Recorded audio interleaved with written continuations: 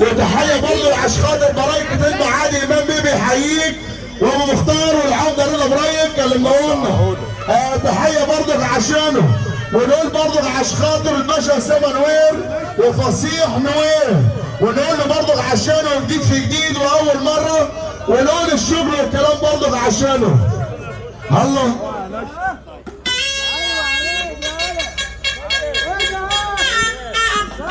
ومولاي مولاي